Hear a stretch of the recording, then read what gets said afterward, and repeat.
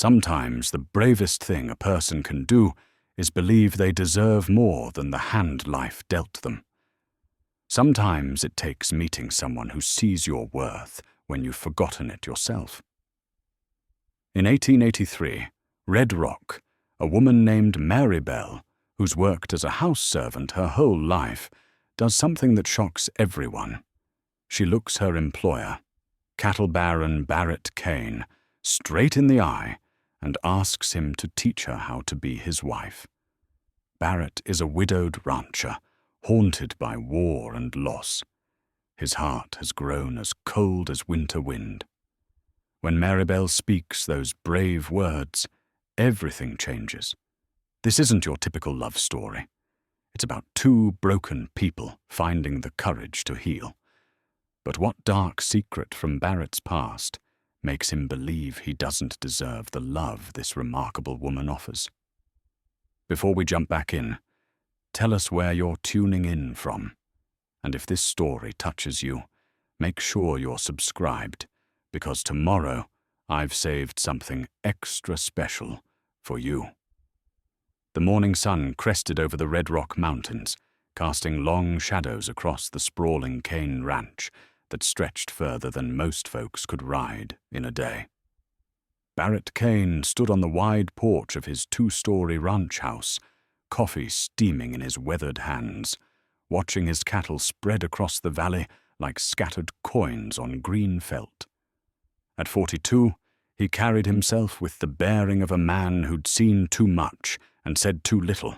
His shoulders were broad from years of ranch work, his hands scarred from barbed wire and branding irons, but it was his eyes that told the real story, grey as storm clouds and just as distant. The silver pocket watch in his vest had stopped ticking 3 years ago, the hands frozen at 2:47. Sarah's time. The moment his wife had drawn her last breath in their bedroom upstairs, this same watch clutched in her pale fingers as she whispered his name one final time. He'd never had it repaired. Some things were meant to stay broken. "Morning, Mr. Cain." The voice came soft as morning mist, and Barrett turned to see Marybelle emerging from the kitchen door, a worn leather Bible tucked under her arm like a shield against the world's cruelties. She moved with the quiet grace of someone who'd learned long ago that drawing attention could bring trouble. Her dress was simple brown cotton, mended in places but clean, her dark hair pulled back in a practical bun that couldn't quite hide its lustrous waves. "Morning, Marybelle." His voice carried the gravel of a man who didn't waste words. She'd been working his ranch for 3 years now, ever since old Jim Hartwell had traded her contract to settle a gambling debt. Barrett still remembered that day, the way she'd stood in his doorway with her small canvas bag and that same Bible, chin raised despite the fear in her dark eyes. She'd been 19 then, too young for the weight she carried in her shoulders. "Coffee's fresh if you want more," she said, already moving toward the laundry, lines where yesterday's washing hung like ghosts in the morning breeze. "Breakfast will be ready when you are." Barrett watched her work, the efficient way she moved through her tasks without complaint or conversation. In 3 years, he'd never heard her raise her voice, never seen her shirk a duty, never caught her looking at him with anything more than polite respect. She was invisible in the way that good servants learned to be, present when needed, gone when not, as reliable as sunrise, and just as taken for granted. The ranch hands were already stirring in the bunkhouse. Barrett could see smoke rising from their chimney and hear the low murmur of voices as men prepared for another day of mending fences and moving cattle. His foreman, Diego Santos, emerged first, a compact man with silver threading his mustache and the kind of steady reliability Barrett had come to depend on. "Morning, Patron," Diego called, settling his hat against the morning sun. "The boys are talking about moving the north herd down to the creek pasture today. Grass is better there." "Good idea," Barrett replied. though his attention drifted back to Marybelle as she hung his shirts with careful precision. Something about the way the morning light caught in her hair reminded him of Sarah, though the two women were nothing alike. Sarah had been blonde and delicate, like spun gold and morning flowers. Marybelle was earth and shadow, strength wrapped in quiet dignity. The other hands emerged gradually. Buck Wilson with his perpetual grin and easy laugh. Tom Henley, who rarely spoke, but could gentle the wildest horse, and young Jake Martinez, who still had the eager enthusiasm of youth, unmarked by too many disappointments. They greeted Barrett with respectful nods before heading toward the corral where their horses waited. "Marybelle," Barrett found himself saying as she reached for the empty laundry basket. She turned, and for a moment their eyes met directly. Not the quick glance of servant to master, but something deeper. Something that made him forget what he'd intended to say. "Yes, sir." The question hung in the air between them like smoke from a dying campfire. Barrett felt a strange stirring in his chest, an awareness he'd thought buried with Sarah. Marybelle's eyes were the color of rich chocolate, flecked with gold that caught the light. They held intelligence and strength, qualities he'd never really noticed before. "Nothing," he said finally, turning back toward the horizon. "Just thank you for the coffee." "You're welcome, sir." When he looked again, she was gone, disappeared into the house like morning mist. But something had shifted in that moment of eye contact, some recognition that made the familiar ranch feel suddenly unfamiliar. Barrett had built this place with his own hands, starting with nothing but a government land grant and the determination of a young man who'd survived a war that had tried its best to kill him. The original cabin still stood behind the main house, now used for storage, its rough-hewn logs a reminder of harder times, when every board and nail had been precious as gold. Sarah had arrived 5 years after the war ended, the daughter of a banker from Denver who'd seen opportunity in the growing cattle business. She'd been refined and educated, with soft hands that had never known hard work and a laugh like silver bells.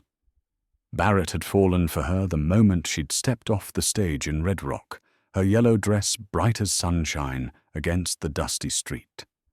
Their marriage had been good, if not passionate, built on mutual respect and shared dreams of the future they would build together. Sarah had brought grace to his rough existence, teaching him to appreciate music and literature, softening his war-hardened edges with patient kindness. When she'd died of the fever 3 years ago, Barrett had thought his capacity for feeling died with her.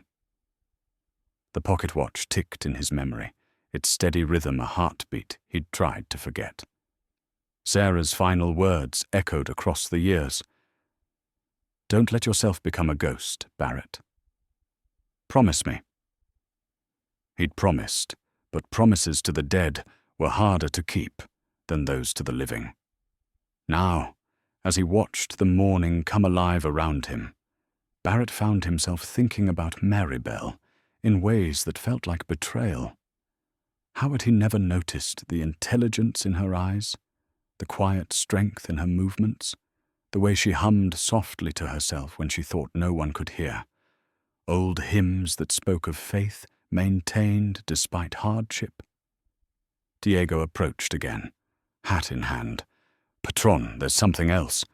Buck saw riders yesterday, up on the ridge. Could be nothing but—" "How many?" "3, maybe 4. Watching the herd." Barrett nodded grimly. Cattle rustling was a constant threat in this part of Colorado, where the law was thin as winter grass and might often made right. He'd dealt with rustlers before, usually with words backed by the Winchester rifle that hung over his mantle. But lately, the gangs were getting bolder, more organized. "Double the night watch," he said, "and keep the rifles cleaned." "Si, Patron." As Diego walked away, Barrett found his gaze drawn once more toward the kitchen window, where Marybelle moved like a shadow behind the glass.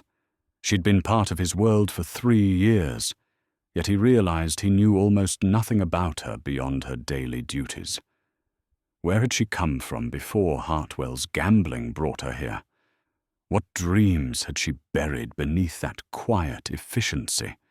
The questions troubled him more than they should have. Marybelle was his employee, nothing more. The gulf between their stations was as wide as the valley that held his cattle, as deep as the war graves that held his friends. She deserved better than a broken-down widower who kept time with a dead woman's watch. But when she emerged again to ring the breakfast bell, their eyes met once more across the yard. This time neither looked away first. This time Barrett saw something in her gaze that made his dead heart skip a beat, a recognition, a question, a possibility that scared him more than any rustler ever could. The sound of the bell echoed across the morning, calling them all to another day's beginning. But Barrett stood frozen on his porch, watching Marybelle disappear into the house, knowing with sudden certainty that something fundamental had just changed in his carefully ordered world. The sun climbed higher, burning away the morning shadows, but the shadow Marybelle had cast across his heart remained. For the first time in 3 years, Barrett Cain felt the dangerous stirring of hope, and it terrified him more than any bullet ever had. 3 days later, the moment came that would change everything. Barrett was in his study, ledgers spread across the mahogany desk Sarah had insisted on ordering from Denver. The numbers swam before his tired eyes. Feed costs, cattle prices, wages for the hands. The ranch was profitable, had been for years, but profit felt hollow when there was no one to share it with, no legacy to build beyond his own mortality. A soft knock interrupted his brooding. "Come in." Marybelle entered, carrying a tray with coffee and the biscuits she'd baked that morning. But something was different about her today. She moved with purpose rather than her usual quiet efficiency, and when she set the tray down, she didn't immediately turn to leave. "Will there be anything else, Mr. Cain?" The words were the same ones she spoke every evening, but her tone carried weight, as if each syllable had been carefully measured. "No, thank you, Marybelle." Barrett reached for the coffee, expecting to hear the door close behind her. Instead, he heard her draw a breath, long, steady, like someone preparing to jump from a great height. "Actually, sir, there is something I need to say." Barrett's hand stilled on the cup handle. In 3 years, Marybelle had never initiated a conversation beyond the necessary exchanges of daily life. He looked up to find her standing straighter than usual, her hands clasped before her, fingers worrying at something hidden in her palm. "What is it?" She met his eyes directly, and Barrett saw steel beneath the soft brown depths. "I've been thinking about my situation here, Mr. Cain, about my future." A chill ran down Barrett's spine. "You want to leave?" It wasn't a question. "No, sir." Her voice was steady as bedrock. "I want to stay. But not as I am now." Barrett set down his coffee, giving her his full attention. Something in her manner demanded it, a gravity that reminded him of soldiers before battle, when courage was the only thing standing between a man and his deepest fears. "I don't understand." Marybelle opened her palm, revealing a simple brass ring, worn thin with age. Her mother's ring, the only thing she'd brought with her, besides the clothes on her back and her grandmother's Bible. Barrett had glimpsed it only once before, when she'd been washing dishes and it had caught the light. 3 years ago, I came here with nothing but a debt to pay and no choice in the matter," she said, her voice gaining strength with each word. "I've worked hard, kept your house, cooked your meals, and asked for nothing beyond shelter and food. I've been grateful for the kindness you've shown me, for treating me with respect when others might not have." She paused, and Barrett found himself holding his breath. "But I'm 22 years old, Mr. Cain, and I've been thinking about what comes next, about what I want from this life, before it's too late to want anything at all. Marybelle, please let me finish." The firmness in her voice surprised them both. "I've watched you these 3 years. I've seen your kindness to your men, your fairness in your dealings, the way you honor your late wife's memory. You're a good man, even if you don't believe it yourself." Barrett's chest tightened. Where was this leading? "I know I'm speaking out of turn," Marybelle continued, her fingers tightening around the brass ring. "I know the difference in our stations, the impropriety of what I'm about to say. But I also know that chances like this don't come twice in a lifetime, and I'd rather face your anger than spend the rest of my days wondering, what if?" She took another breath, and Barrett saw her summon every ounce of courage she possessed. "Tell me how to be your wife." The words hung in the air between them, like a challenge to the natural order of things. Barrett felt the earth shift beneath him, his carefully ordered world tilting on its axis. For a moment, he could only stare at her, this woman who cleaned his house and mended his clothes, who had just spoken the most audacious words he'd ever heard. "Marybelle." His voice came out rougher than intended. "I know what you're thinking," she said quickly, color rising in her cheeks but her gaze never wavering. "That I'm overstepping, that I don't know my place. But my place is what I make it, Mr. Cain. I've spent 3 years learning your ways, understanding what you need, caring for your home. I've seen you when you think no one's watching. The loneliness in your eyes, the way you touch that stopped watch when you think you're alone." Barrett's hand instinctively moved to his vest pocket, and Marybelle's eyes followed the gesture. "I'm not asking you to love me," she continued, though the words clearly cost her something. "I'm not asking you to forget your Sarah or pretend I could replace her. I'm asking you to teach me how to be the wife you need now, the partner who could help you build something new instead of just tending the grave of something old." The silence stretched between them, thick with possibility and danger.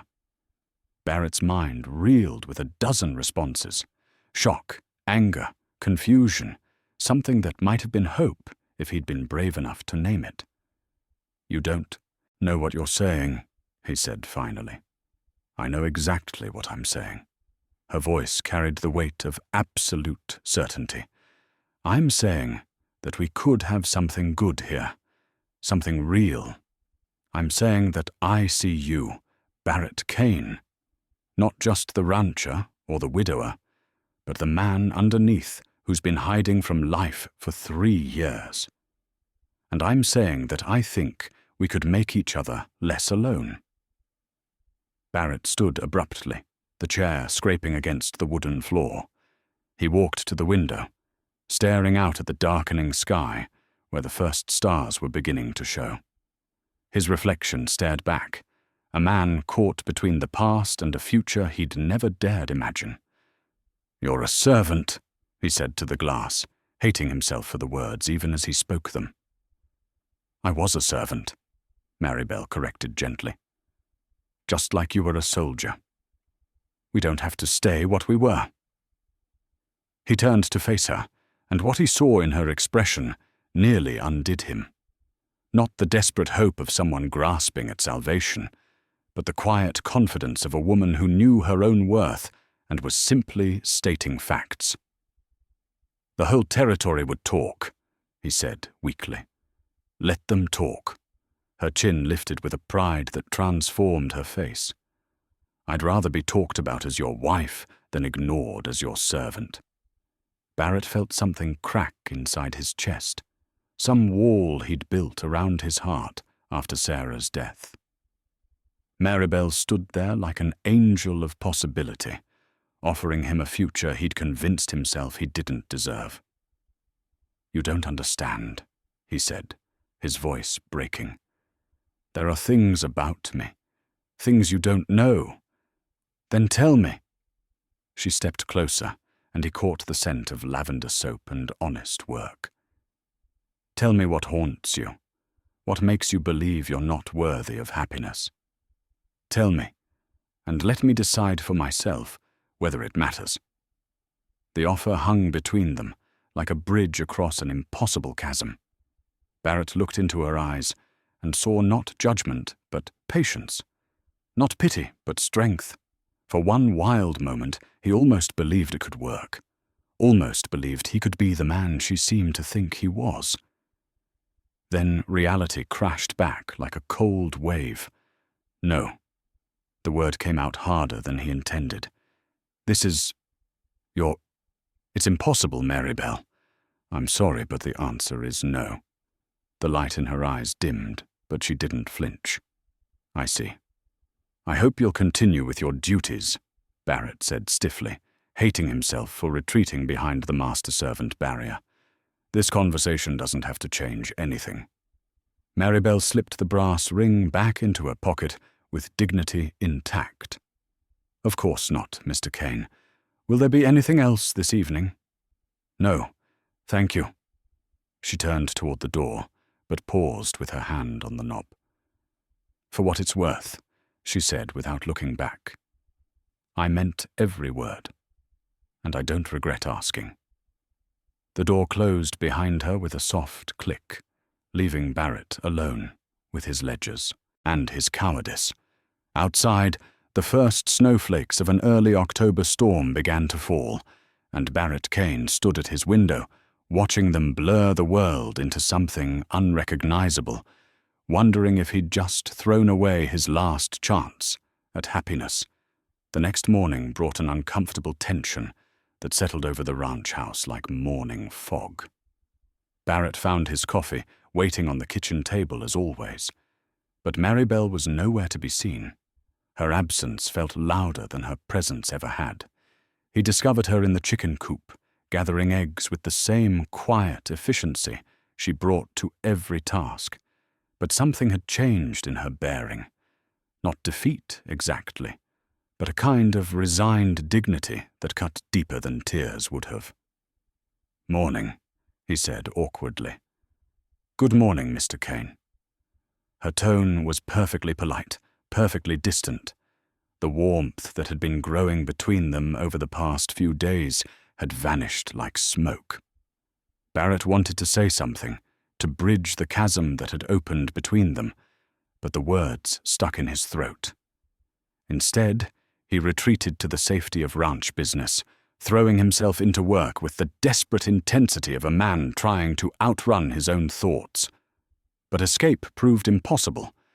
At every turn, he found himself hyper-aware of Marybelle's presence, the way she moved through her duties with mechanical precision, the absence of the soft humming that usually accompanied her work, the careful way she avoided his eyes.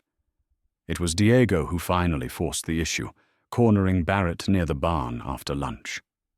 "Patron, what happened?" The older man's weathered face was creased with concern. "The señorita, she seems different today." "Nothing happened," Barrett said too quickly. "Just ranch business."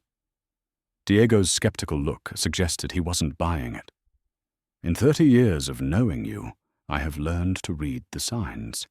You are troubled, and she is hurt. This is not nothing." Before Barrett could respond, the sound of approaching hooves drew their attention. A rider was coming up the valley road, someone Barrett recognized with a sinking heart. Frank Morrison, owner of the neighboring Lazy M Ranch, riding his flashy chestnut gelding like he was leading a parade. Morrison was everything Barrett wasn't. Smooth-talking, well-dressed, with the kind of easy charm that came from never having faced real hardship.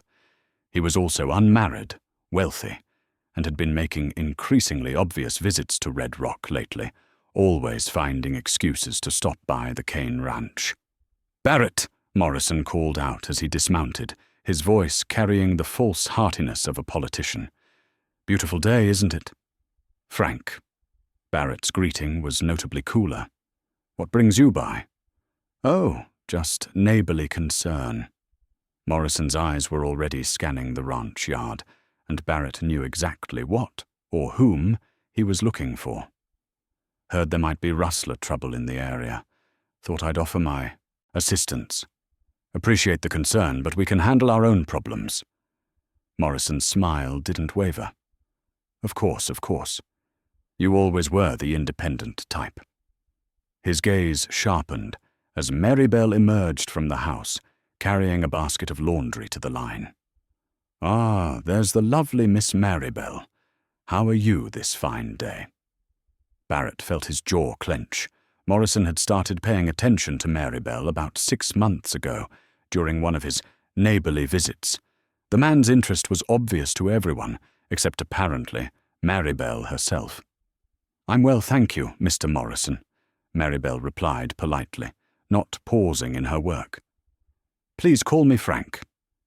Morrison approached the laundry line with the confidence of a man accustomed to getting what he wanted. "I was just telling Barrett here about the social at the church next weekend. I don't suppose you'd consider allowing me the honor of escorting you." Barrett's hands clenched into fists. The surge of jealousy that roared through him was as unexpected as it was overwhelming. He had no right to feel possessive of Marybelle. He'd made that clear enough last night. But watching Morrison's practiced smile and calculating eyes fixed on her made Barrett want to reach for the rifle hanging over his mantle.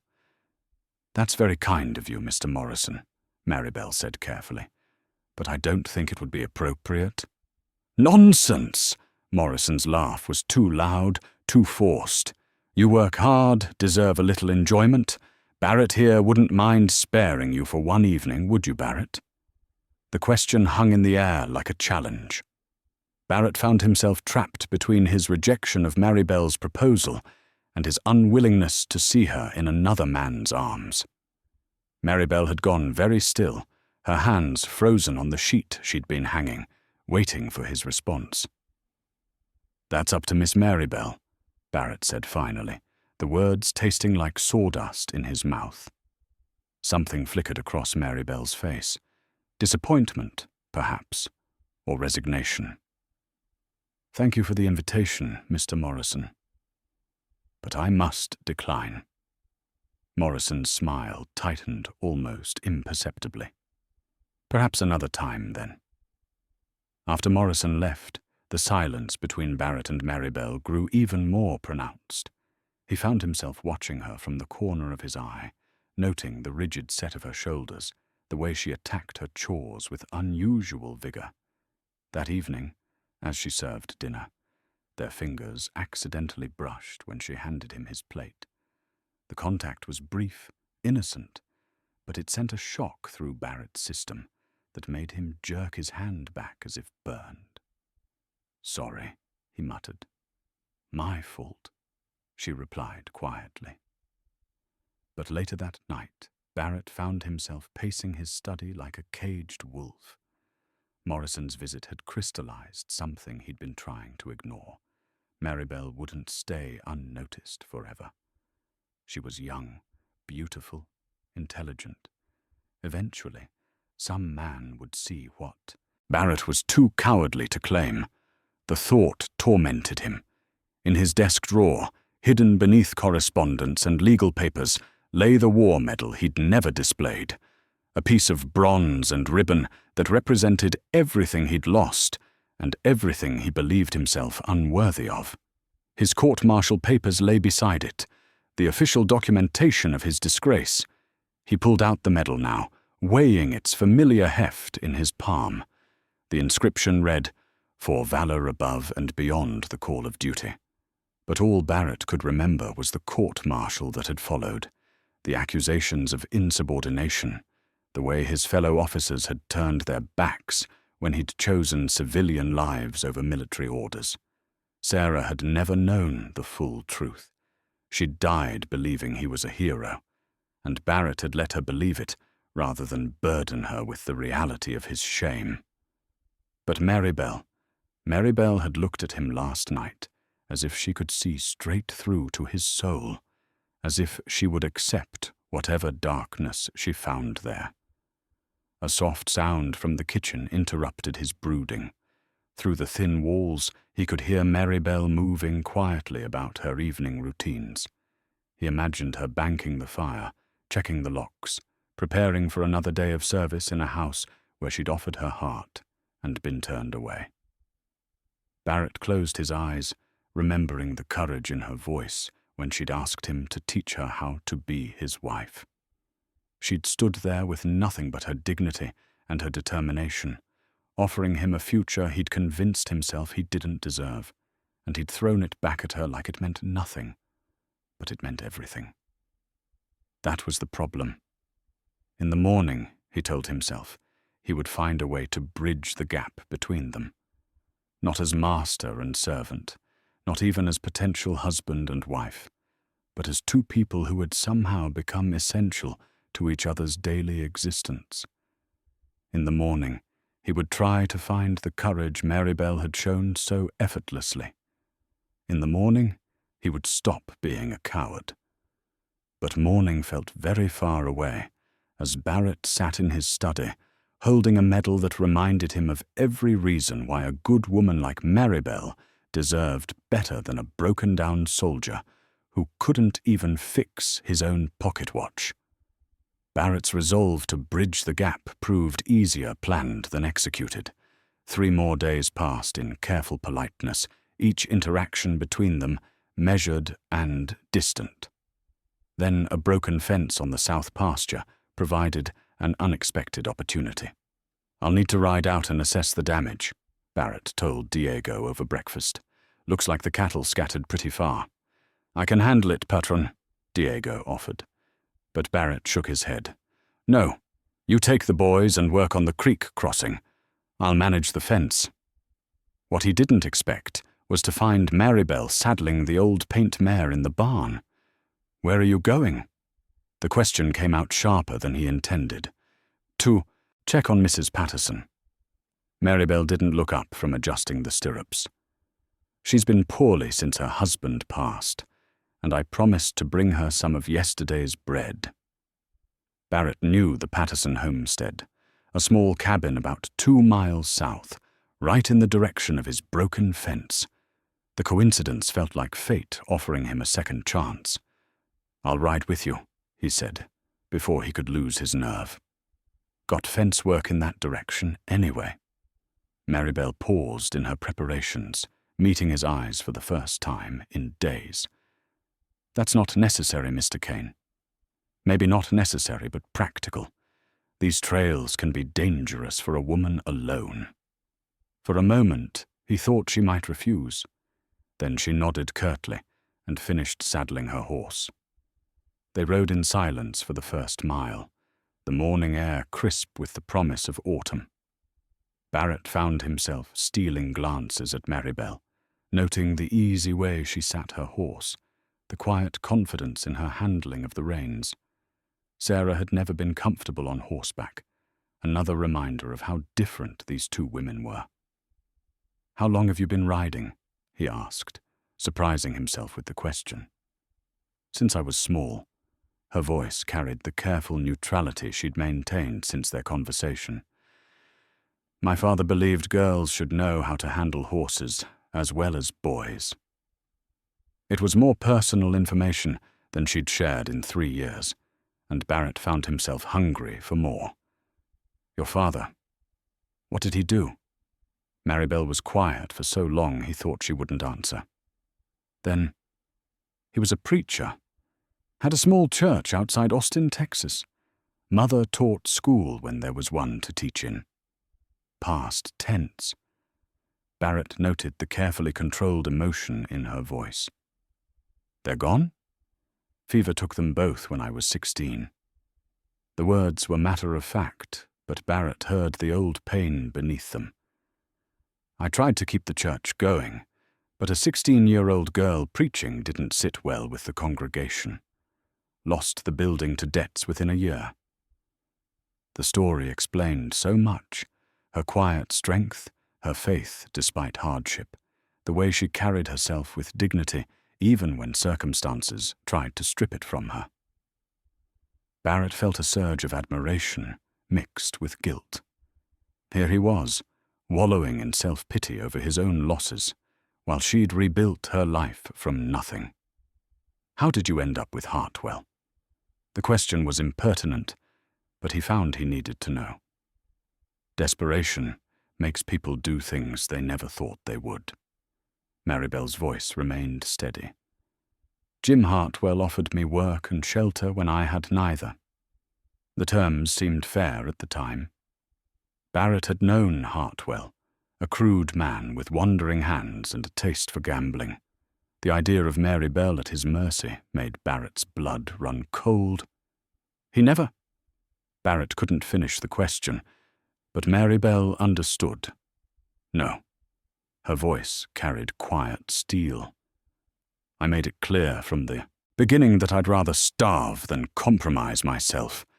Jim Hartwell was many things, but he wasn't that kind of monster. They'd reached a fork in the trail, and Barrett found himself reluctant to part ways. "Marybelle," he said, drawing rein, "about the other night." "There's nothing to discuss, Mr. Cain." She kept her eyes fixed on the trail ahead.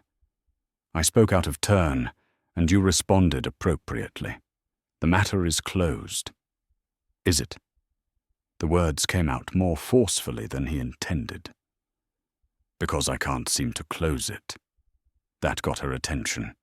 She turned to face him fully, and Barrett saw something flicker in her dark eyes.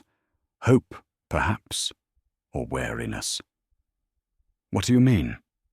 Barrett struggled with the words, feeling like a schoolboy attempting his first declaration. "I mean that I can't stop thinking about what you said, about teaching you to be my wife. And I..." He stopped, frustrated by his own cowardice. Here was this remarkable woman who'd already shown more courage in one conversation than he'd managed in 3 years, and he couldn't even form a complete sentence. A distant sound interrupted them, the lowing of cattle where none should be. Barrett's head snapped toward the sound, his rancher's instincts overriding his personal turmoil. "That's my herd," he said grimly. "They've scattered further than I thought." Without another word, they spurred their horses toward the sound. What they found made Barrett's blood boil.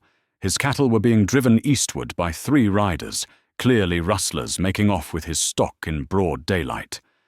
"Stay here," Barrett ordered, reaching for the rifle in his saddle scabbard. "I don't think so." Marybelle's voice was calm but determined. 3 against 1 isn't good odds, even for you." Before Barrett could protest, she'd urged her mare forward, circling wide to get ahead of the rustlers. Barrett cursed under his breath and followed, his heart pounding with more than just adrenaline. The rustlers hadn't expected resistance. When Barrett's warning shot cracked across the morning air, 2 of them immediately abandoned the stolen cattle and rode hard for the hills. The third, bolder or more desperate, wheeled his horse and charged directly at Barrett. What happened next would replay in Barrett's mind for years afterward. As the rustler bore down on him, Barrett's horse shied at the gunshot, throwing off his aim. The rustler's pistol was coming up when Marybelle's mare thundered past, the woman herself swinging a heavy tree branch she'd somehow acquired.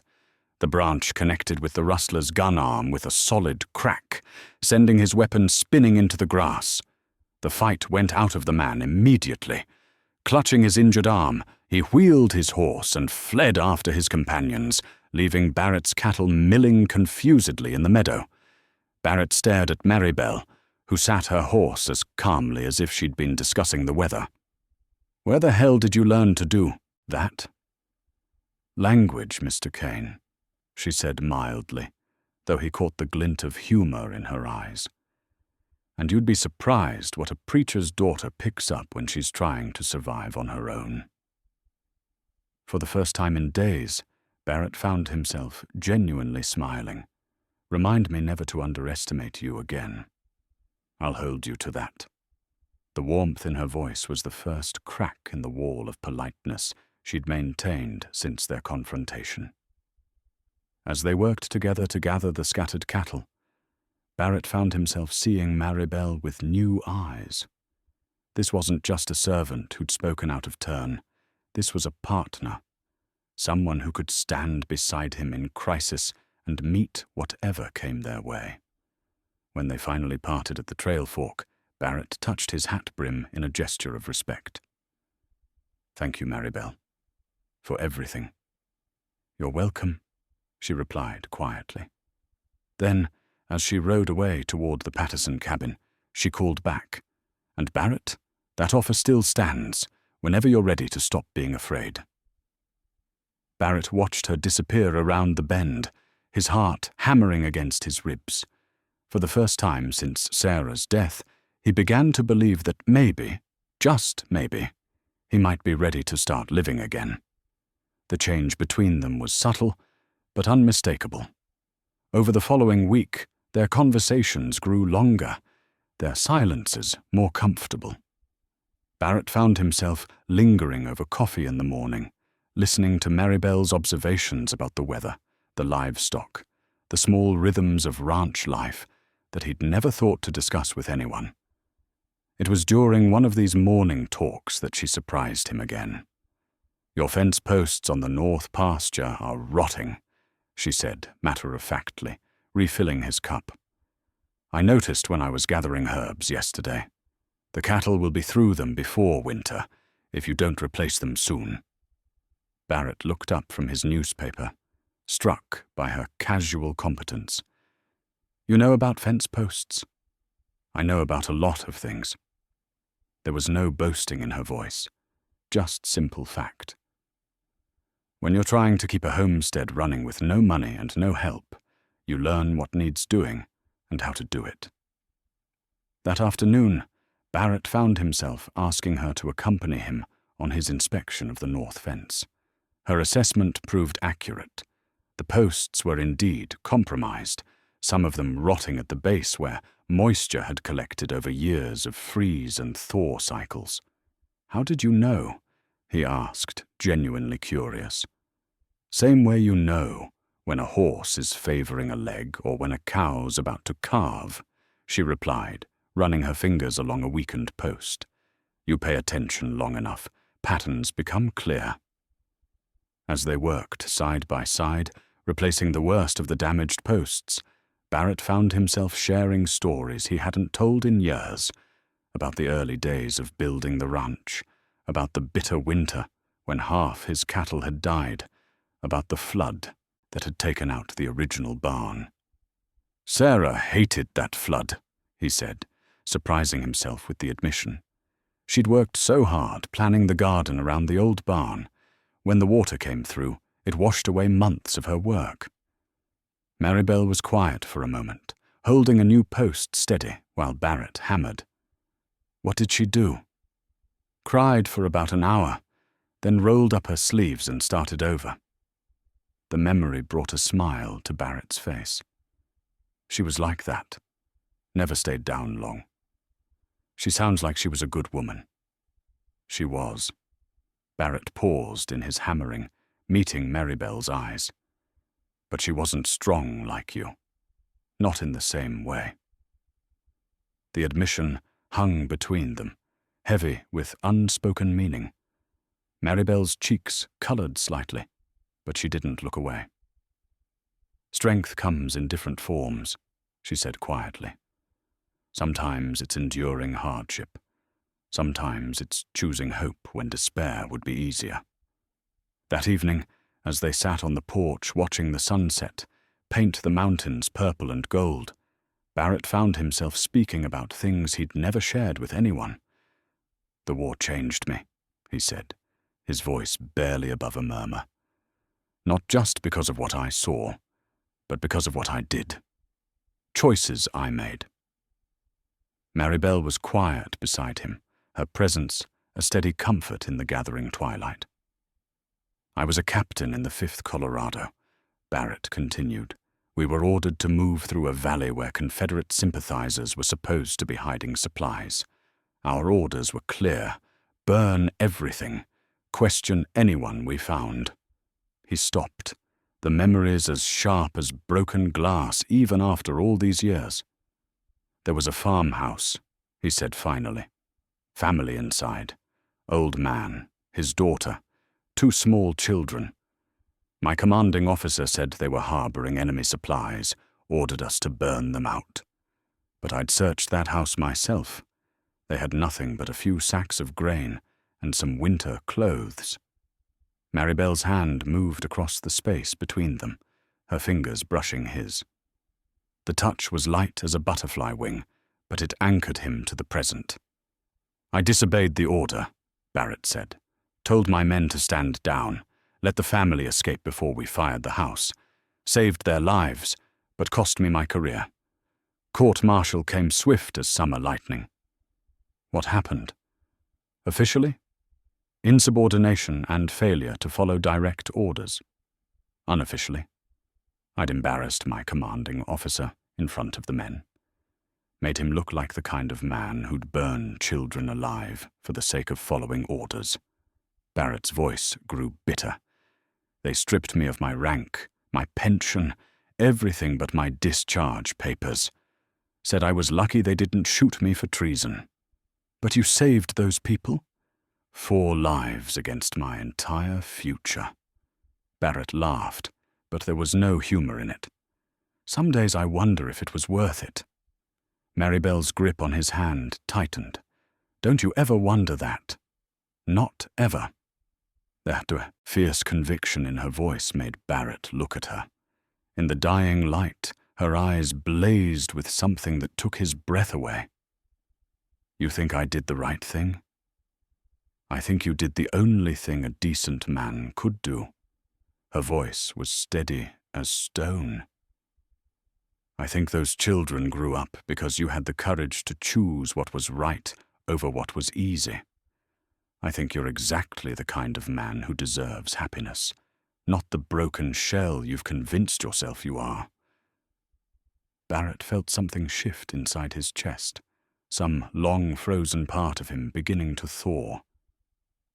Marybelle! The sound of approaching horses interrupted them. Diego appeared around the corner of the house, his face grim in the lamplight. "Patron, we have trouble," the foreman said without preamble. "Morrison was here while you were out. Left a message." Barrett's jaw clenched. "What kind of message?" "The kind that comes with conditions." Diego handed over a folded paper. "He wants to meet with you tomorrow. Says it's about Miss Marybelle." Barrett unfolded the note, reading Morrison's flowery script by lamplight. The message was brief but clear. Morrison was formally requesting permission to court Marybelle, and he expected an answer within the week. "That presumptuous!" Barrett caught himself before the curse escaped, but his hands were already clenching into fists. "What does it say?" Marybelle asked quietly. Barrett handed her the note, watching her face as she read. Her expression remained carefully neutral, but he caught the slight tightening around her eyes. "Well," she said finally, folding the paper with deliberate precision. "That's certainly direct." "You're not seriously considering it," Barrett said, the words coming out more forcefully than he intended. Marybelle looked at him with those dark eyes that seemed to see straight through to his soul. "That depends, Mr. Cain.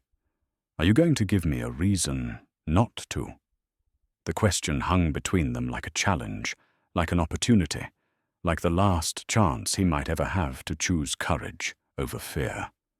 Barrett thought about the faded daguerreotype hidden in his desk drawer, himself and his fellow soldiers, young and proud and convinced they were fighting for something noble.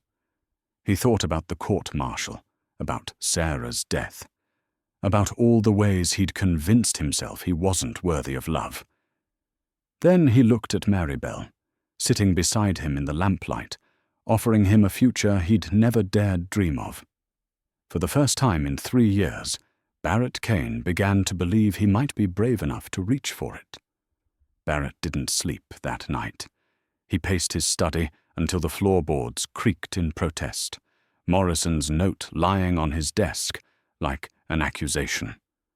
By dawn, he'd made his decision, or rather, his heart had made it for him. He found Marybelle in the kitchen, humming softly as she kneaded bread dough. The sound stopped when she saw his expression. "You look like a man who's wrestled with angels all night," she observed quietly. Something like that. Barrett pulled out a chair, suddenly feeling every one of his 42 years. "Marybelle, we need to talk." She wiped her hands on her apron and sat across from him, her dark eyes patient but guarded. "About Mr. Morrison's proposal. About us." The words came easier than he'd expected. "About what you asked me that night in my study." Something flickered in her expression, hope, carefully controlled. "I'm listening." Barrett took a breath, feeling like he was about to jump from a cliff with no guarantee of soft landing. "You said you wanted me to teach you how to be my wife. Well, I've been thinking about that, about what it would mean. And I think maybe the question isn't how to teach you to be my wife." Barrett met her eyes directly. "Maybe the question is whether I can learn how to be your husband." The words hung between them, heavy with possibility.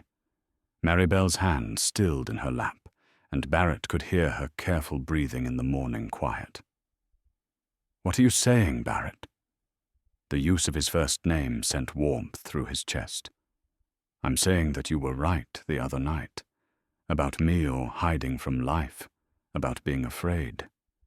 I'm saying that when I think about Morrison courting you, about some other man taking you away from here, from me, it feels like dying." Marybelle's eyes glistened, but she didn't speak. "I'm saying that I've been a fool," Barrett continued, the words coming faster now. "Thinking I wasn't worthy of happiness. Thinking the past had to define the future. You make me want to be better than I am, Marybelle. You make me want to try." "Barrett, let me finish." He reached across the table, covering her flour-dusted hands with his. "I can't promise to be the man you deserve. I can't promise to love you the way you should be loved, at least not right away. But I can promise to try, if you'll have me. If you'll teach me how to stop being afraid." Marybelle was quiet for so long that Barrett began to fear he'd waited too long, that Morrison's formal proposal had changed something fundamental. Then she smiled, and it was like sunrise after the longest night of winter. "That's all I ever wanted," she said softly, "the chance to try together."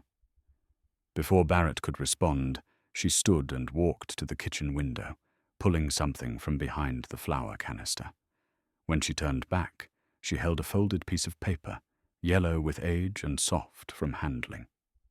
"What's that?" "Something I wrote," she said, her cheeks coloring slightly. "After my parents died, when everything seemed impossible. I found it again last week and thought, well, I thought you might understand it."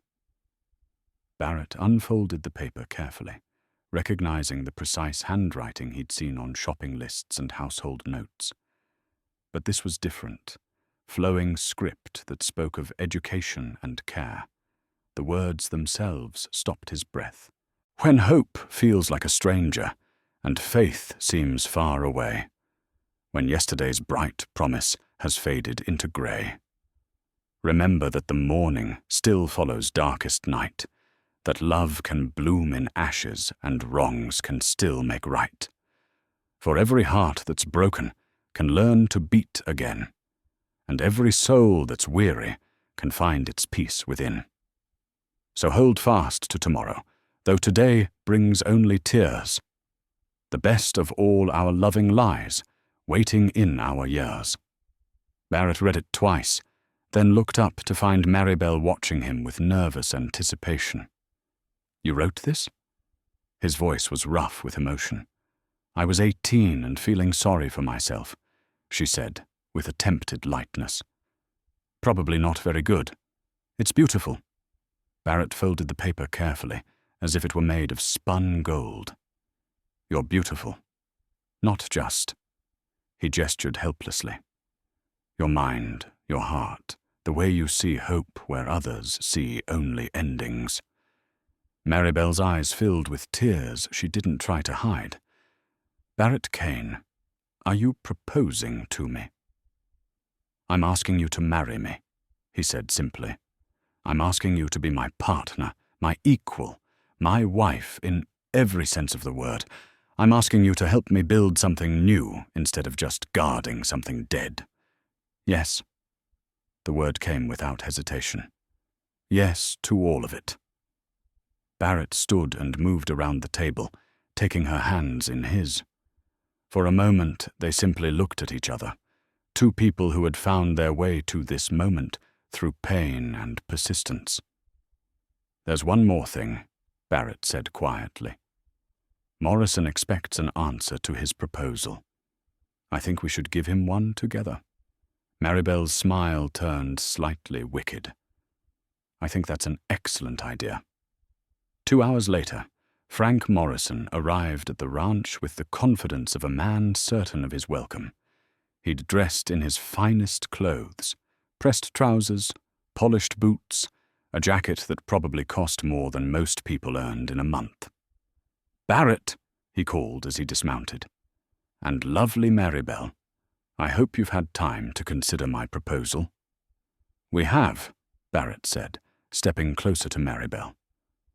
"But I think there's been a misunderstanding." Morrison's smile faltered slightly. "Oh?" "Marybelle won't be accepting your proposal," Barrett continued, his voice steady and sure. "She's already accepted mine." The transformation in Morrison's expression was swift and ugly. The practiced charm fell away, revealing something cold and calculating beneath. "Yours?" Morrison's laugh was sharp as broken glass. "Barrett, surely you're joking. A woman of Marybelle's background hardly seems suitable for a man of your standing." Barrett felt Marybelle tense beside him, but when he glanced at her, he saw not hurt, but steel in her dark eyes. "My background," she said quietly, "taught me to recognize a gentleman when I meet one. It also taught me to recognize when I haven't." Morrison's face flushed red. "Now see here." "I think you should leave," Barrett interrupted, his voice carrying the authority of a man who'd commanded soldiers in battle. "And Frank, if I hear you've spoken ill of my future wife anywhere in this territory, we're going to have a very different kind of conversation."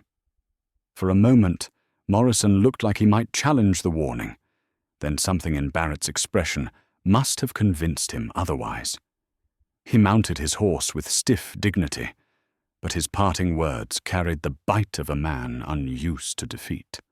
"You're making a mistake, Barrett. Both of you. This territory has a long memory for people who forget their place." As Morrison rode away, Marybelle slipped her hand into Barrett's. "Think he'll cause trouble?" "Probably." Barrett squeezed her fingers gently. "But whatever comes, we'll face it together." Standing there in the morning sunlight, watching their enemy disappear over the hill, Barrett felt something he hadn't experienced in years, the certainty that he was exactly where he belonged, with exactly the right person beside him. For the first time since Sarah's death, the future looked like something worth fighting for. 3 days of blissful planning followed Barrett's proposal. Marybelle moved through her days with a lightness he'd never seen before, humming old hymns as she worked, her eyes bright with anticipation. They talked late into the evenings about their future, where they might honeymoon, how to expand the ranch house, names for the children they hoped to have. Barrett found himself smiling at random moments, catching glimpses of a life he'd never dared imagine. When Diego teased him about acting like a lovesick schoolboy, Barrett didn't even try to deny it. Then Morrison struck back, and he struck where Barrett was most vulnerable. The blow came on a sunny Thursday morning, delivered by Sheriff Tom Bradley, a decent man who'd known Barrett since the early days of the ranch.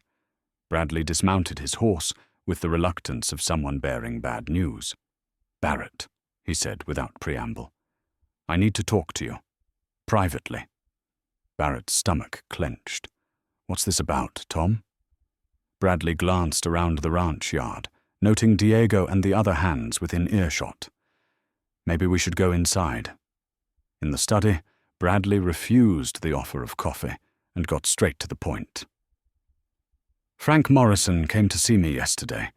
Brought some documents he claims came from military records in Denver." Barrett's blood turned to ice water. He knew what was coming before Bradley reached into his coat pocket. "Says here you were court-martialed during the war," Bradley continued, unfolding official-looking papers. "Charges of insubordination and cowardice under fire." The word cowardice hit Barrett like a physical blow. "Tom, now I know you, Barrett. Known you for 15 years. You're no coward."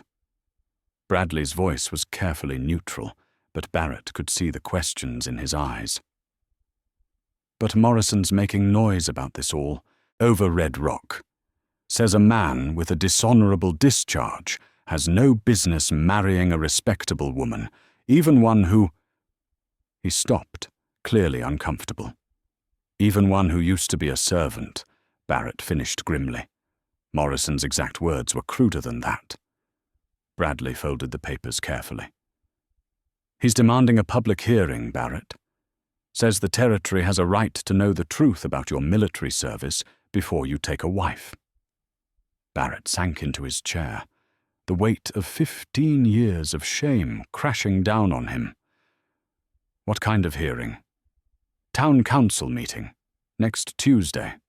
Morrison's filed formal charges that you obtained your land grant under false pretenses, claiming military honors you didn't earn."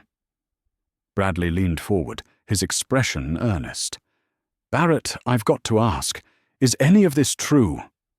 The moment stretched like a held breath. Barrett could lie, could deny everything, and hope Morrison's evidence wouldn't hold up to scrutiny, or he could finally face the truth he'd been running from for half his lifetime. "Yes," he said quietly. "It's true." Bradley's face fell. "Ah, hell, Barrett. But not the way Morrison's telling it." Barrett stood, walking to his desk with legs that felt like lead. "I was court-martialed for insubordination, Tom, for refusing a direct order to burn out a family of civilians. But it wasn't cowardice that made me disobey. It was conscience." He opened the desk drawer and withdrew the legal documents he'd kept hidden for so many years. His discharge papers, yellowed with age, told the whole story in official language that stripped away human emotion and left only cold facts. "I saved 4 lives, Barrett said, handing the papers to Bradley. "An old man and his daughter, 2 children under the age of 10. My commanding officer wanted them burned alive because he suspected them of harboring Confederate supplies. I searched that house myself, Tom. They had nothing but winter clothes and some grain." Bradley read in silence, his weathered face growing more troubled with each line. When he finished, he set the papers down with a heavy sigh. "Jesus, Barrett, why didn't you ever tell anyone the real story? Who would have believed it?" Barrett's laugh was bitter. A disgraced soldier claiming he was the real hero. Besides, Sarah never knew the truth. She died thinking I was honorable, and I didn't want to burden her with the reality of my shame. "Shame?" Bradley's voice rose. "For saving innocent lives? For throwing away my career, my pension, my future, all for 4 people I didn't even know?" Barrett's voice cracked.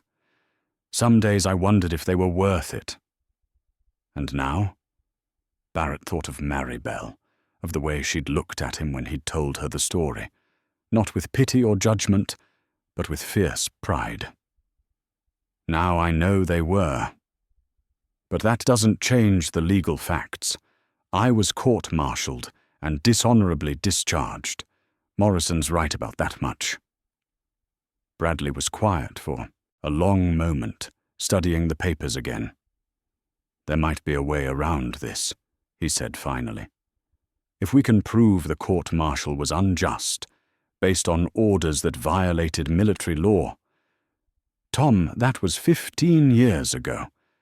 Half the men who could testify are dead, and the other half wouldn't risk their reputations for me. What about the family you saved? If we could find them, get them to testify, I never even learned their names. Barrett felt the weight of defeat settling over him like a shroud. They were just strangers in the wrong place at the wrong time. A soft knock interrupted their conversation. Marybelle appeared in the doorway, her face pale but determined. "I'm sorry to interrupt," she said quietly. But I couldn't help overhearing. The whole ranch could hear Sheriff Bradley's voice. Barrett felt shame burn through him like acid. Of all the ways for Marybelle to learn the truth, this was the worst.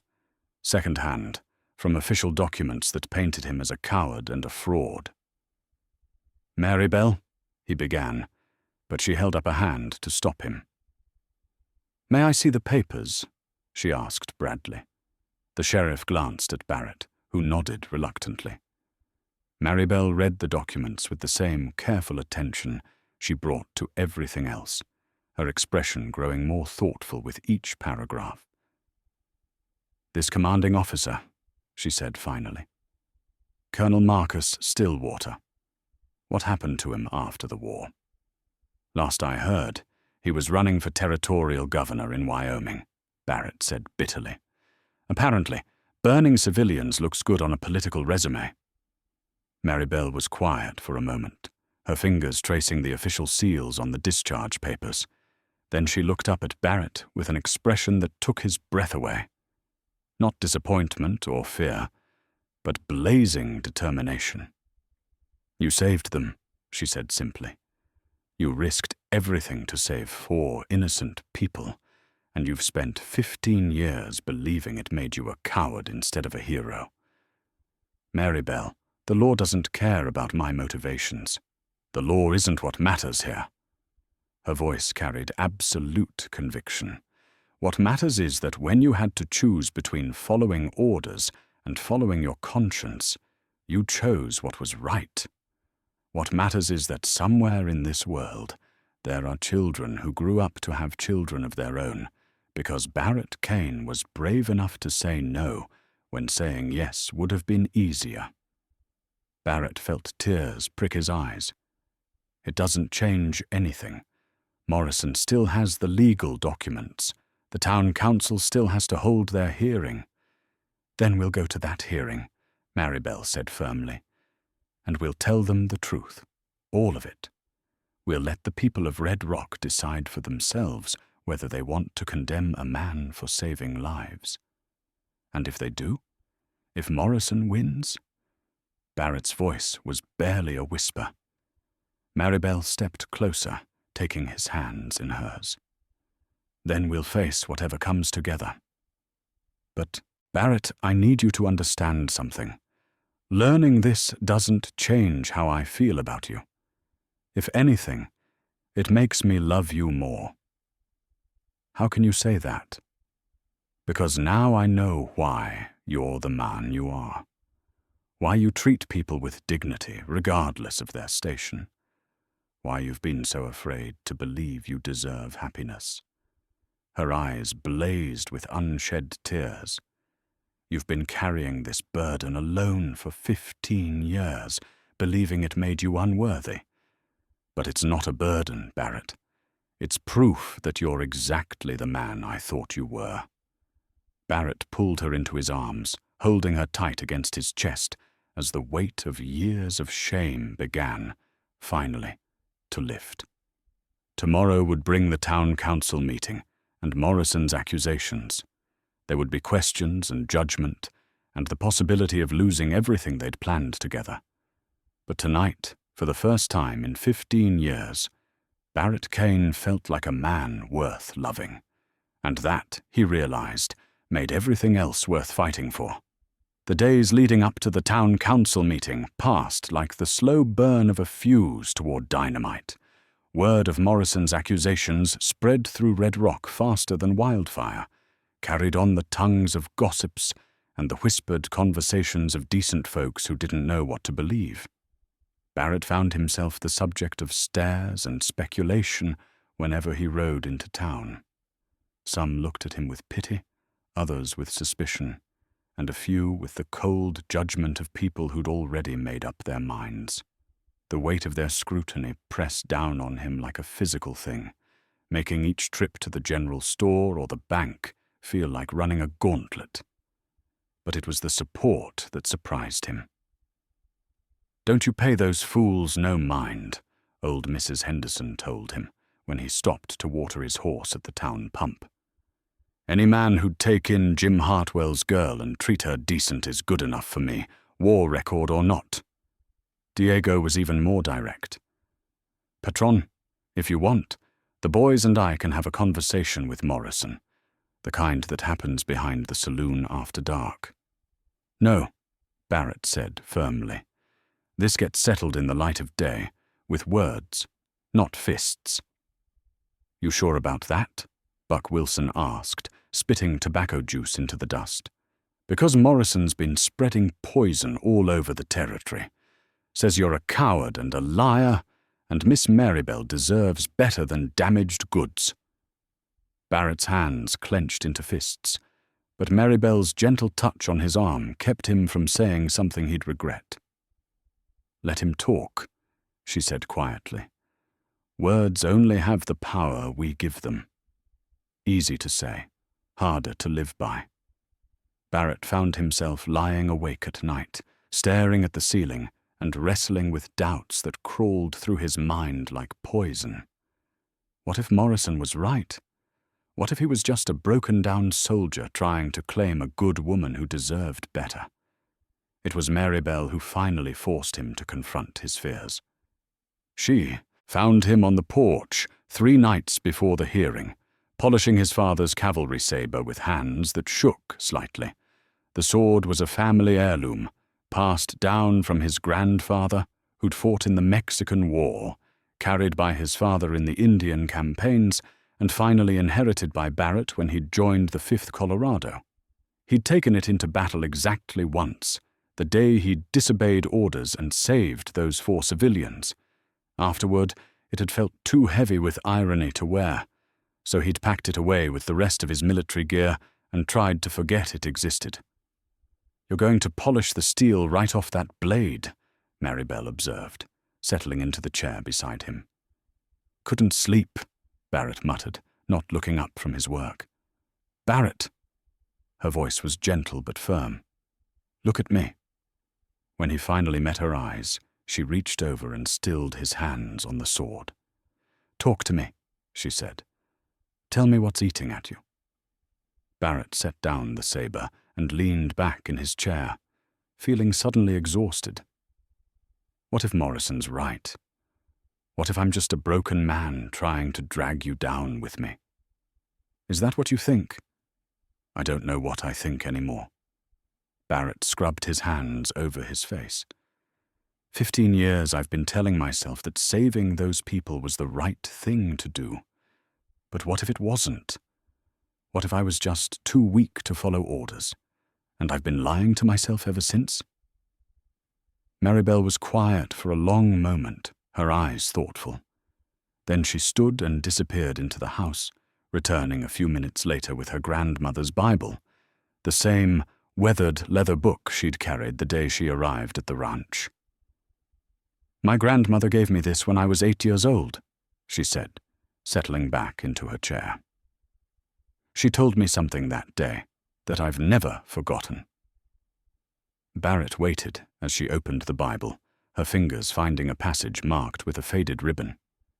She said, "Marybelle, there will come times in your life when you have to choose between what's easy and what's right.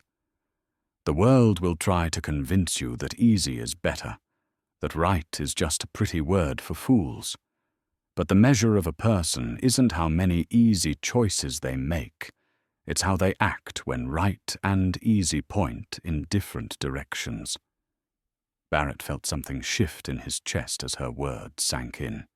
"You had a choice that day," Marybelle continued. "Follow orders and watch innocent people die, or risk everything to save them. Easy versus right. You chose right, and it cost you dearly. But Barrett..." She reached over and took his hand. "Those children you saved? They went home that night. They grew up, probably had families of their own. Because of you, there are people alive in this world who wouldn't be otherwise. But the court-martial was the price you paid for being better than your orders." Marybelle's voice carried absolute conviction. "Any military system that punishes a man for refusing to murder civilians is a system that deserves to be disobeyed." Barrett stared at her, feeling 15 years of self-doubt cracking like ice in spring sun. "How do you do that?" "Do what?" "Make everything so clear. Make me feel like maybe I'm not the failure I thought I was." Marybelle smiled, the expression transforming her face in the lamplight. "Because I love you, Barrett Cain. All of you. The hero and the haunted man, the soldier and the rancher, the part of you that saved those people and the part that's been punishing yourself for it ever since." Before Barrett could respond, the sound of horses interrupted them. Diego appeared from the direction of town, riding hard with news written across his weathered face. "Patron," he called as he dismounted. "Morrison's been busy. He's brought in witnesses for the hearing." Barrett's stomach dropped. "What kind of witnesses?" "Men from your old unit. Couple of them, anyway." Diego's expression was grim. "They're staying at the hotel, been drinking with Morrison all evening. From what I could overhear, they're not here to speak in your favor." Barrett felt the ground shifting beneath him again. His former comrades, men who'd been there that day, who'd seen him disobey orders and face court-martial. Their testimony could destroy any chance he had of clearing his name. "Who?" he asked, though part of him dreaded the answer. "Sergeant Collins and Corporal Hayes, from what I could tell. Maybe others coming in on tomorrow's stage." Barrett remembered both men clearly. Collins had been his senior sergeant, a career soldier who believed in following orders without question. Hayes had been younger, eager to prove himself, the kind of man who saw mercy as weakness. "They'll testify against you," Marybelle said quietly. It wasn't a question. "Probably." Barrett picked up the cavalry saber again, its weight suddenly feeling significant in his hands. "Collins never forgave me for the court-martial. Said I made the whole unit look bad." "And Hayes?" "Hayes was there when it happened. He saw me countermand the colonel's orders, saw me let those civilians escape. If Morrison's promised him money or position, he'll say whatever needs saying." Diego spat into the dust. "So what do we do, Patron?" Barrett looked at the sword in his hands, thinking about the men who'd carried it before him, the battles they'd fought, the honor they'd tried to uphold. His grandfather had carried it against Santa Anna's army in Mexico. His father had used it to protect settlers from raiders. Both men had faced impossible odds and found the courage to stand for what they believed in. "We prepare," Barrett said finally, standing with new resolve. "Morrison wants a fight? Then we give him one. But we fight it our way, with truth and dignity." "Barrett!" Marybelle started to say something, but he held up a hand. "No, Marybelle. I'm done running from this. Done hiding from my past like it was something Shameful. He lifted the cavalry saber, feeling its familiar balance. This sword has been carried by 3 generations of Cain men, all of them fighting for what they believed was right. Maybe it's time I remembered that I'm one of them. Diego grinned, the first genuine smile Barrett had seen from him in days. Now you sound like the man I've been working for all these years. Barrett looked at Marybelle, who was watching him with something that might have been pride shining in her dark eyes. There's something I need to do, he said. Something I should have done 15 years ago. What's that? Barrett sheathed the saber with a decisive motion. I'm going to find those people I saved. If they're still alive, if I can track them down, maybe they'll testify on my behalf. Barrett, that's impossible. You said yourself you never even learned their names. Then I'll hire a detective. I'll search every record, follow every lead. Barrett felt determination settling over him like armor. Morrison wants to use my past against me. Fine. But he's going to hear the whole story, not just the parts that make him look righteous. Marybelle stood and moved to his side, her presence a steady warmth against the cool night air. We'll find them, she said simply. We? Did you think I was going to let you face this alone? Her smile was fierce as summer lightning. You're going to be my husband, Barrett Cain. Your battles are my battles now. As Barrett looked into her eyes, he felt something he hadn't experienced since before the war. The absolute certainty that he was not alone. Whatever came at the town council meeting, whatever Morrison and his witnesses threw at them, they would face it together. The battle for his reputation, his future, and his right to happiness was about to begin. But for the first time in 15 years, Barrett Cain felt ready to fight. The Red Rock Town Hall had never seen a crowd like the one that gathered on Tuesday morning. Word of the hearing had spread throughout the territory, drawing curious onlookers, concerned neighbors, and those who simply enjoyed watching a man's reputation get torn apart in public. Barrett arrived early, wearing his best suit and carrying himself with the bearing of a man prepared for battle. At his throat, Marybelle had pinned her grandmother's cameo brooch, a delicate piece of carved ivory that had belonged to her family for generations. She wore it openly for the first time, a symbol of her decision to stand as Barrett's equal, not hide in the shadows as a servant. You don't have to sit up front, Barrett murmured as they took their seats. This could get ugly. Then it's a good thing I'm not afraid of ugly, Marybelle replied, smoothing her dark blue dress. It was the finest she owned, carefully mended and pressed for this moment. Besides, someone needs to make sure you don't let them intimidate you. The town council filed in. 5 men Barrett had known for years, their faces carefully neutral. Mayor Williamson, who'd bought cattle from Barrett more than once. Doc Patterson, who'd treated Barrett's ranch hands through illnesses and injuries. George Hartley, who ran the general store and had always been fair in his dealings. Then Morrison entered with his witnesses, and Barrett felt his stomach clench. Sergeant Collins looked older, grayer, but his eyes held the same hard certainty they'd carried during the war. Corporal Hayes had grown soft around the middle, his uniform replaced by a businessman's attire, but his weak chin and calculating gaze were unchanged. Behind them came a surprise that made Barrett's breath catch. Colonel Marcus Stillwater himself, dressed in civilian clothes, but carrying himself with the same arrogant bearing that had defined him 15 years ago. Jesus, Barrett whispered. Morrison brought Stillwater. Marybelle's hand found his under the table, her fingers steady and warm. Remember what we talked about, she said quietly. Truth has its own power. Mayor Williamson called the hearing to order, his voice carrying over the murmur of the crowd. We're here today to address allegations brought by Mr. Frank Morrison regarding the military service record of Barrett Cain. Mr. Morrison, you may present your case."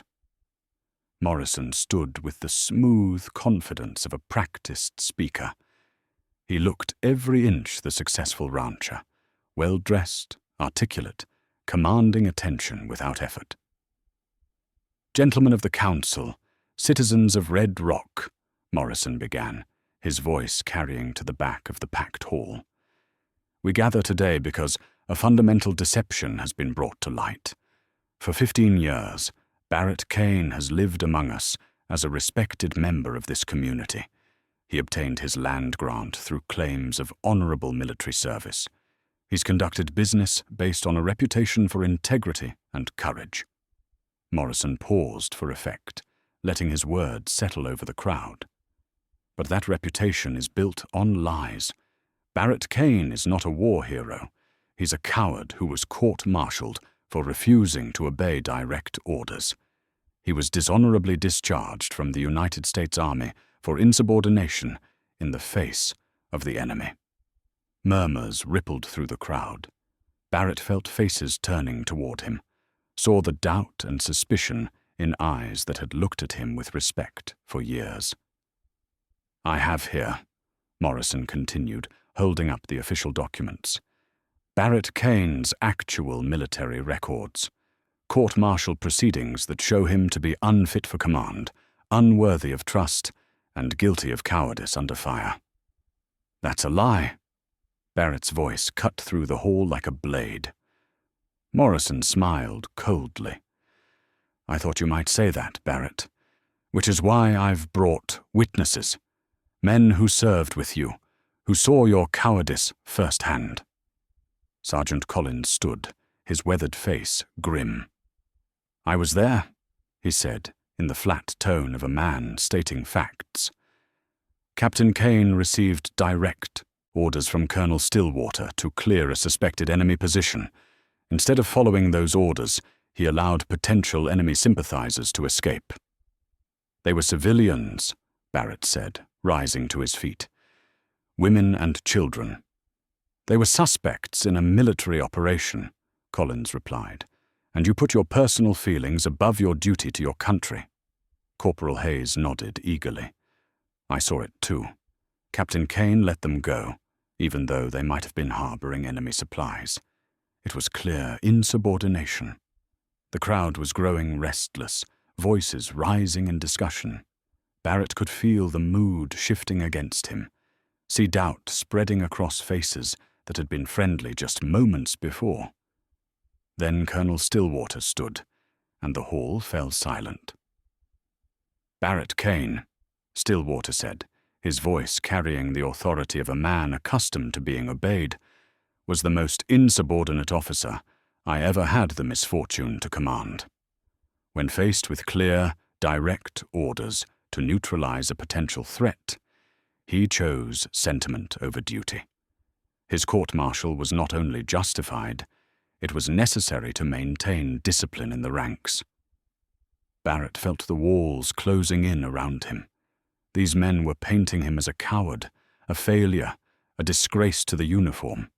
The truth of what had really happened that day, the innocence of the family he'd saved, the moral courage it had taken to disobey an immoral order, was being buried under official testimony and military authority.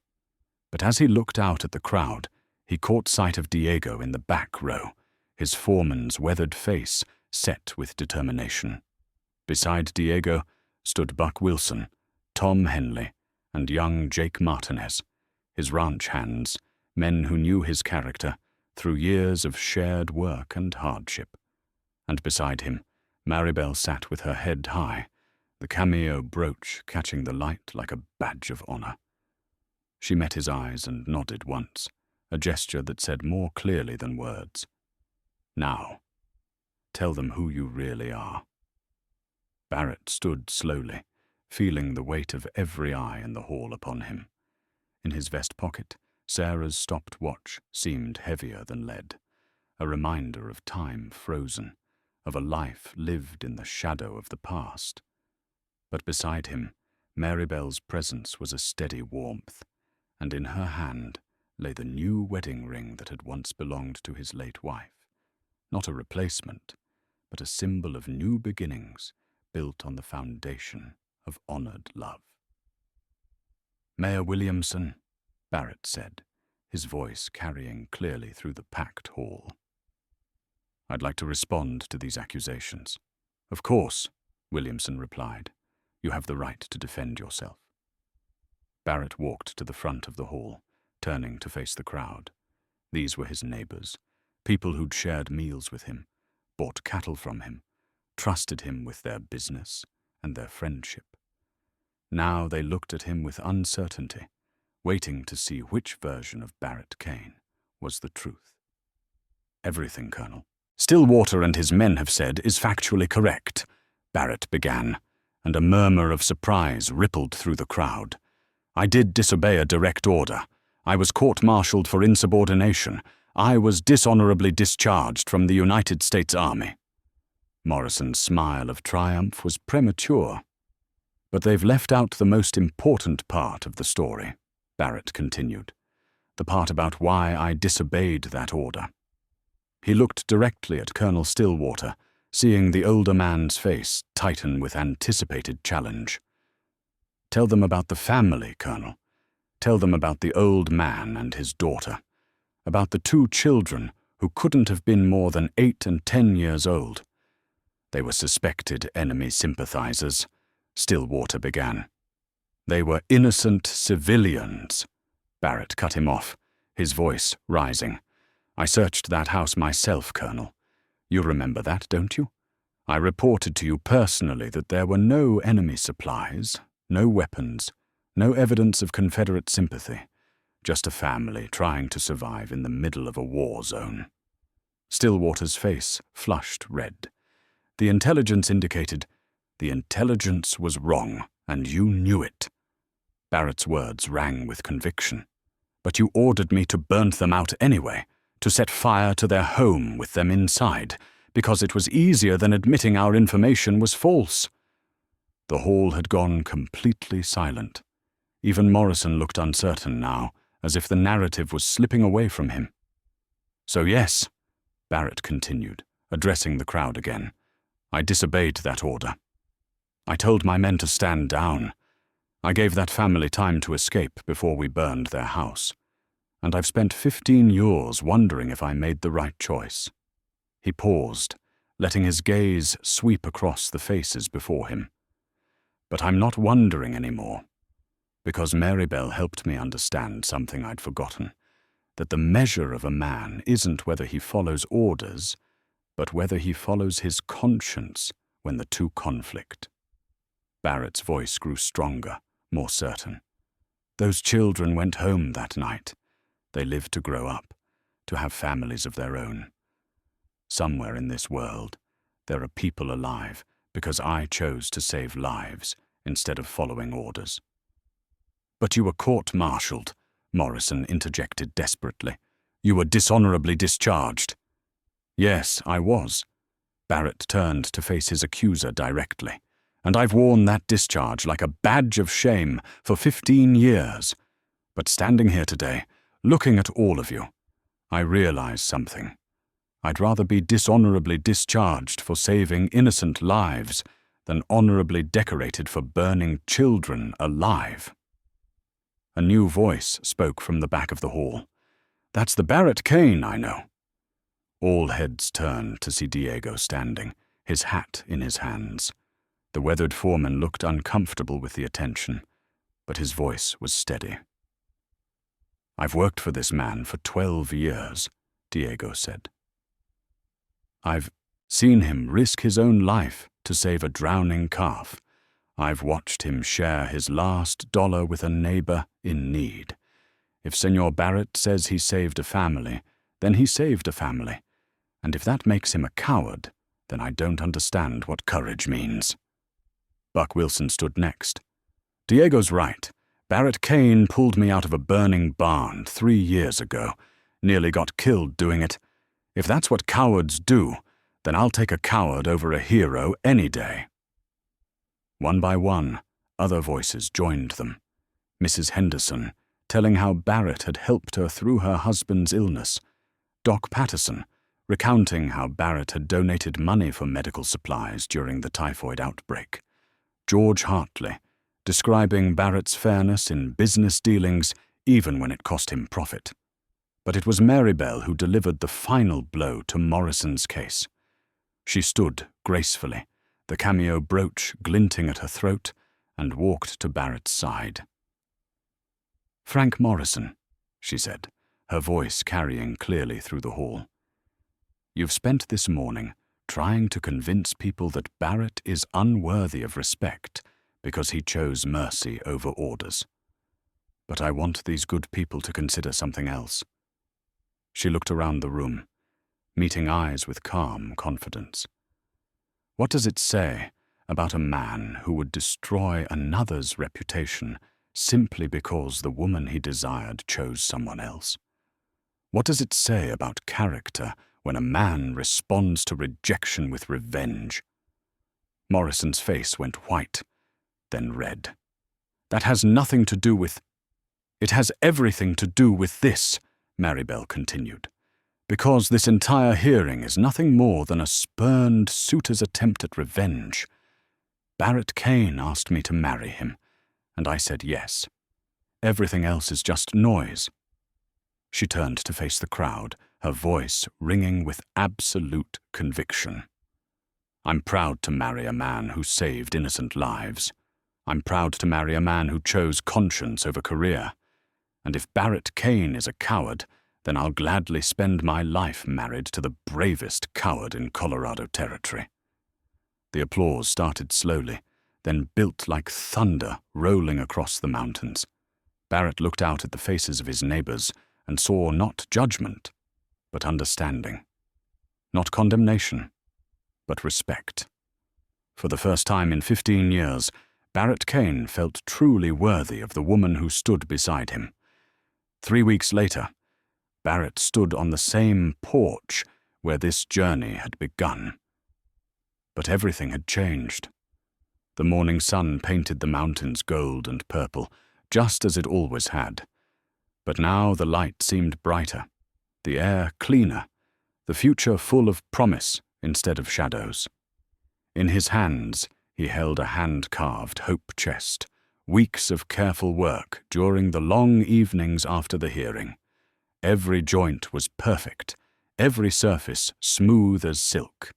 The cedar would protect whatever treasures Marybelle chose to store inside, just as their love would protect the life they were building, together. The town council had cleared him of all charges, of course. Morrison's case had collapsed under the weight of truth and community support. Colonel Stillwater had left Red Rock the same evening, his political ambitions in Wyoming likely dead after word spread of his role in the attempted character assassination. Morrison himself had departed 2 days later, selling his ranch to a cattle company from Denver and disappearing without so much as a goodbye. But the real victory hadn't been legal. It had been personal.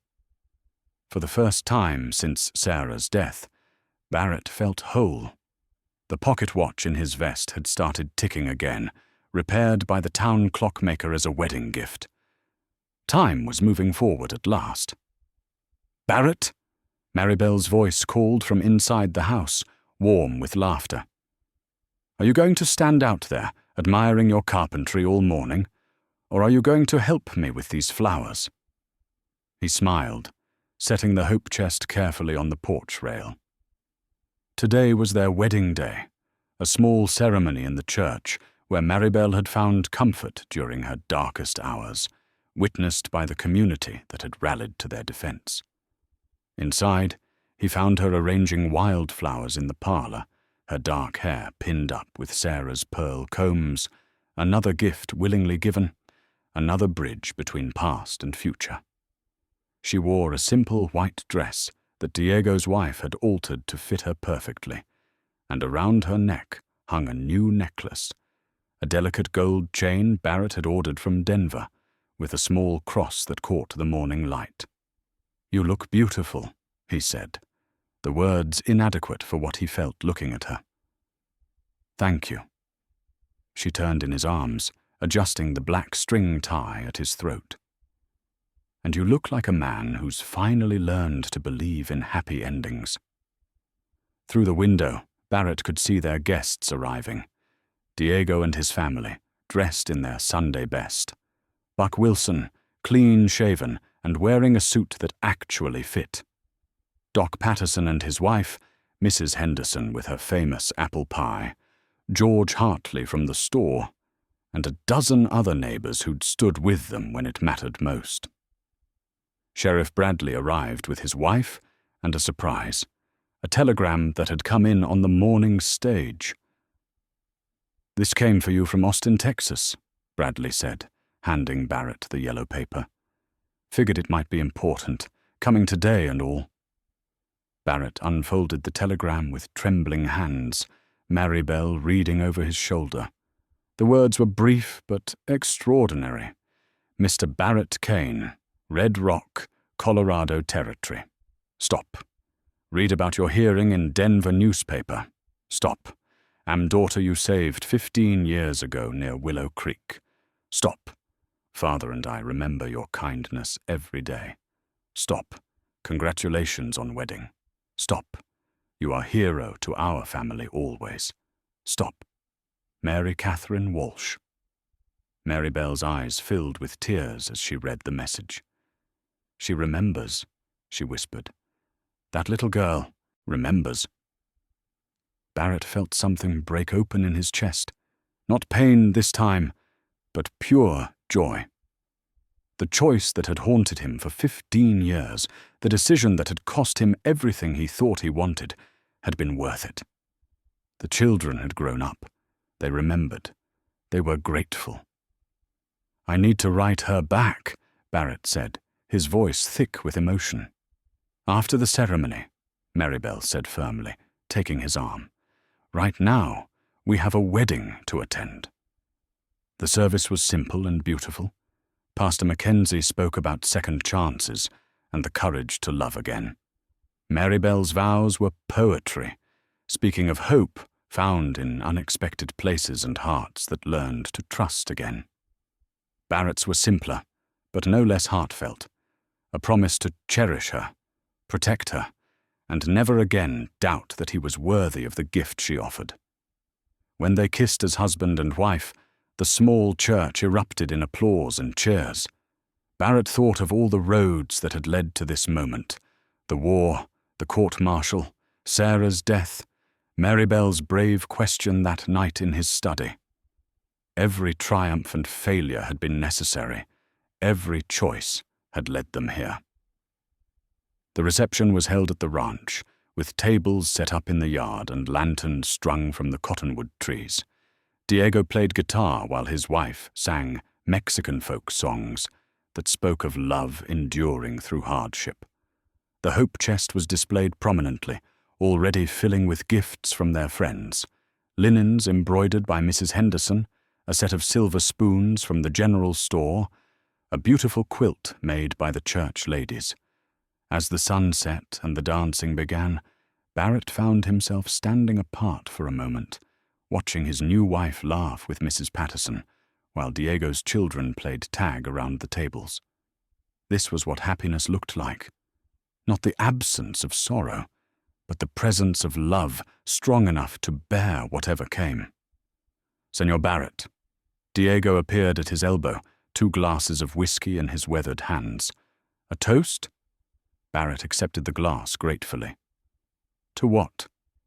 "To courage," Diego said simply. "The kind that saves children from burning houses.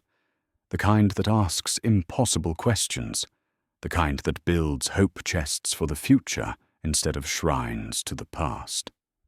They drank, the whiskey burning warm all the way down.